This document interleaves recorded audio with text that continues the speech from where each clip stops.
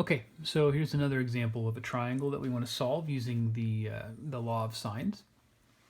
This one, we're given alpha, beta, and C. That would make this one an ASA case. So we can use the law of sines to solve these as well. I'm going to start it the same way that I started the previous one. If I know two angles, then I already know the third. So angle gamma is going to equal 180 minus alpha minus beta minus 76 minus 34. Okay, now in this case, gamma will come out to 70 degrees. All right, one down, two to go. I can solve for the remaining sides. I need side A and side B using the law of sines. So let's start with A. I know that sine of alpha, where alpha is 76 degrees, over A is equal to, let's see, I have beta, but I don't have B. It wouldn't be useful to write sine of 34 over B, because then there would be two unknowns in this equation, A and B. Instead, I want to use gamma and C, since I now know both of those. So sine of 70 degrees over side C, which was 9. Okay, so that's my setup there. And then again, if I want to solve for A, we cross multiply, but the shortcut is to multiply the two known quantities that are diagonal. So 9 sine of 76 degrees over the other known side, sine of 70 degrees. And it's not until this point that you'd plug this into a calculator. We're going to get an approximate answer here. For this one, A is approximately 9.3. Okay. Now all that's left to do is find B. So I can find B using a similar setup. I do want to point one thing out, though. Now that I know A, I could write sine of 76 over 9.3, since that's what 9.3 is, and then that's what A is, and then set that equal to sine of beta, which is 34 degrees, over B and solve that way. One small downside to that is this value that I'm getting for A is technically rounded. So that means I'd be using a rounded number, a rounded value here, where I don't necessarily have to if I use C and gamma instead. Now, there's some cases when we're solving a triangle, which we'll encounter in 10.2, where you don't have a choice but to use a rounded value in some intermediate step. But if you can avoid it, then that's ideal. So I'm going to do sine of beta this time, which is 34 degrees, over B, which is what we're looking for, and set that equal to sine of gamma, which is 70 degrees, over C, which is 9. And we cross multiply here, 9 times sine of 34 degrees over sine of 70 degrees. That's what B is equal to. This goes into a calculator, and in this case, we get approximately 5.4. Now, one thing I'd like to point out here to help check to see if the answer that you're getting is reasonable. I'm going to go back to the first page here. There's a property of triangles that we learn in geometry related to something called the Hinge Theorem. But what it actually says is that if you look at the three angles and write them in ascending order, meaning from smallest to biggest, then the three sides of that triangle will have the same corresponding ascending order. So here's what I mean by that. Let's suppose in this triangle here, alpha is the smallest angle. That would imply that A will be the smallest side. Similarly, if beta is the biggest angle, that would imply that B is the biggest side.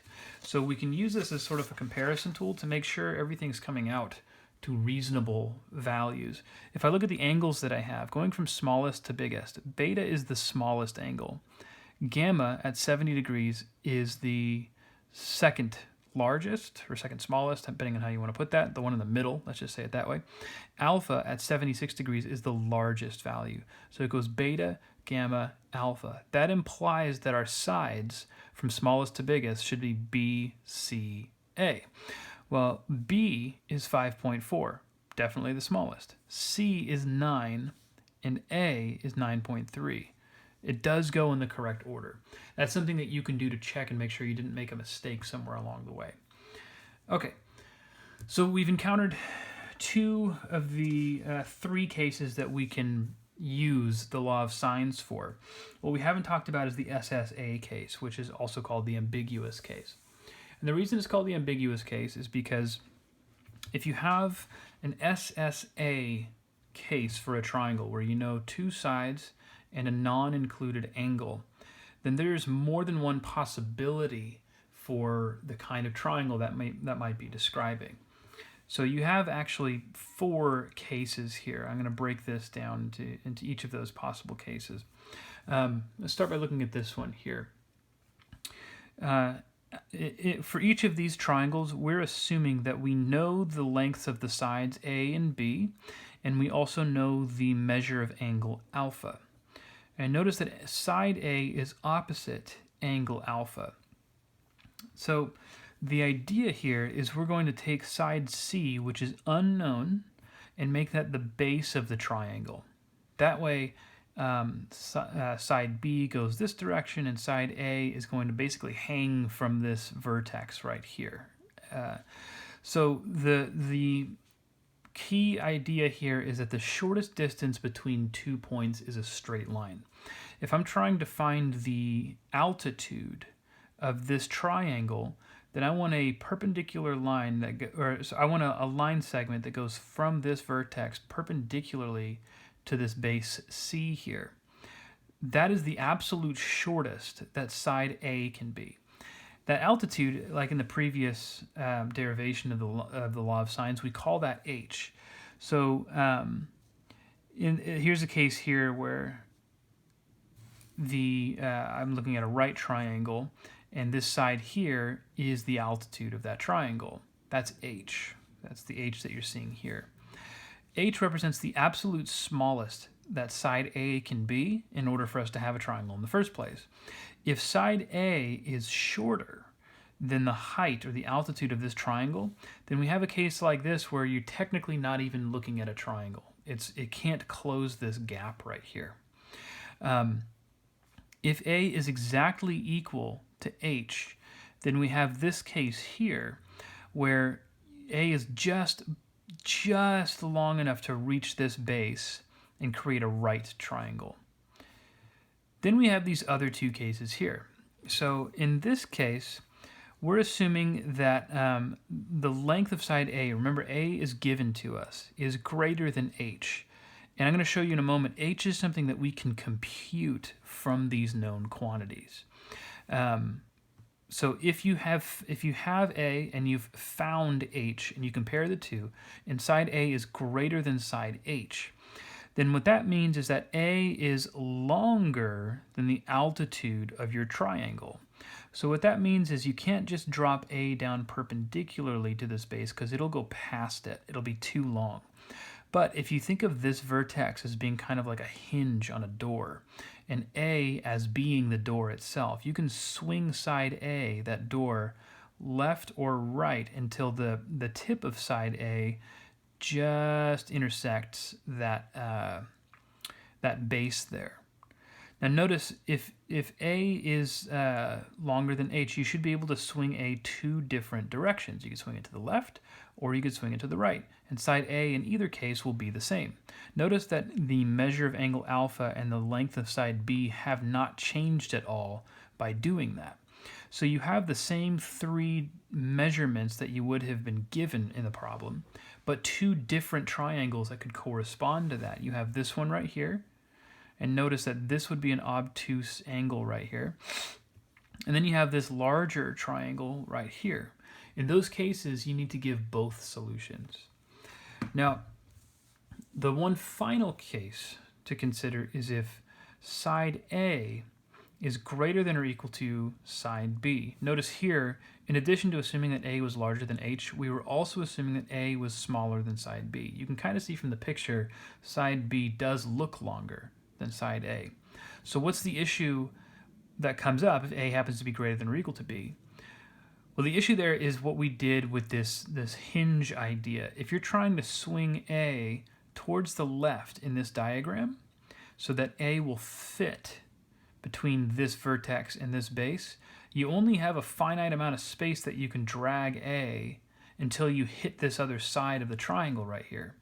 If A is greater than or equal to B, then you would have to swing A either to B or past it, which means you don't have a triangle anymore. It's almost like you've just turned that triangle inside out. So what that means in this case, if A is greater than or equal to B, you can only swing A to the right, creating one large triangle. Those are the four possible cases that we can encounter in the ambiguous case, the Ssa case. Now the question is, for three of these, we need this quantity h, and we need to come up with it somehow. Notice h is not one of the things that we're given, but we can find it. And the key here is that h is the altitude of any one of these triangles. We didn't need h in this one, but I could have drawn it anyways. It's the altitude. If I draw an altitude, remember that creates a right triangle within the original triangle. And this is the easiest case to see what h looks like in that right triangle. So if I wanted to compare some stuff here, I could take the sine of alpha, and that in this case would be h over b, opposite over hypotenuse. But multiplying both sides of that by b implies that h is equal to b times sine of alpha. So that's what I use, this guy, that's what I use as h for my comparison. Now I do want to point one more thing out, and this is going to be really important for some of the examples we encounter in the book, for the homework. The Ssa case that I looked at here and broke down into these four little subcases is assuming that we know alpha, A, and B. But that's not the only possibility for an Ssa case. The key thing here is that you have two sides and a non-included angle. So in other words, if I had, for example, angle beta and sides C and B, beta is opposite B, that would make sense in this case as well. But now I'm using betas, B's, and C's. I don't have an alpha, so I can't find H this way. So the key thing here is that this expression can look different depending on the labels of the sides and angles that you're given in a problem. And the way that you compute H, notice that in an Ssa case, you only have one angle to use. That means that there's only one angle that can be plugged in for this sine right here. That is being multiplied by the side that is not opposite that angle. So that's your key to remembering in cases where the labels look different, but you're still talking about an Ssa case, what to do to find H.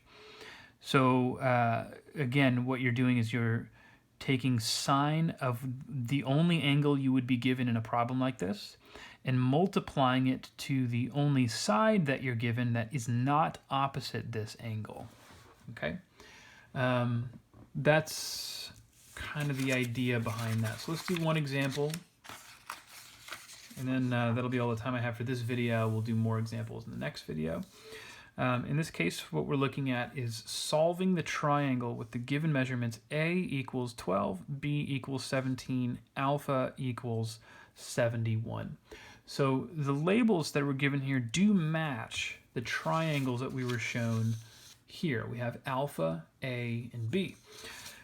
So in order to do this, I know that three of those four cases require me to know what H is equal to. If I can determine H, compare it to A, that might help me narrow down which case I'm looking at.